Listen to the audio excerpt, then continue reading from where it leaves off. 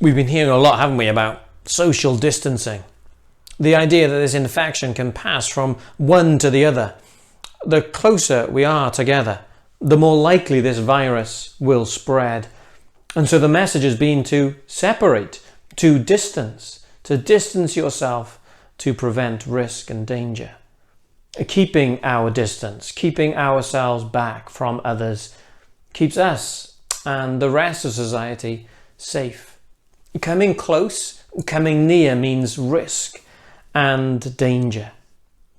In the Bible, we find lots of pictures that bring us to a richer, deeper understanding of who God is and who we are in relation to God. One picture, a real picture, was the temple of the ancient people of God. Now, a temple, I'm sure, must feel 1,000,000 miles away from where you are. But bear with me.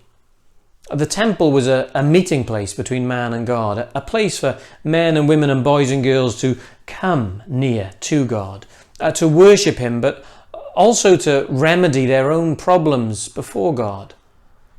A place where men and women could be put right with God. It was a meeting place, a dwelling place for God among His people. It was the ground of reconciliation, of coming together, of peace being made, of hands, in a sense, being shaken. But the temple was also a place of limits, similar to our 2-meter distancing rule. People were not to come too close. There were parts of the temple where no one could go near. There was the part of the temple where one person could go in just once a year. The temple was a holy place, a place where God dwelt, and so people couldn't come near, couldn't come too close. God is holy. That was the message. That was what was being communicated through this picture. He was pure and righteous. Being holy meant that He stood against anything that was not holy, perfect, pure and righteous. And so that meant there was risk. There was danger in coming too close.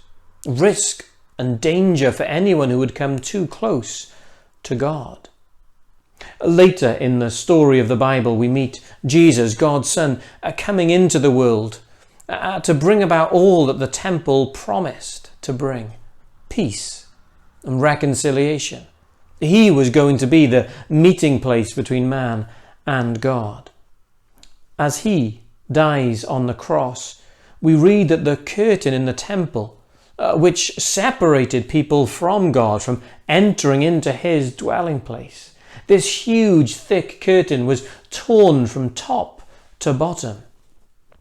A powerful picture, a powerful image that a way has been opened up.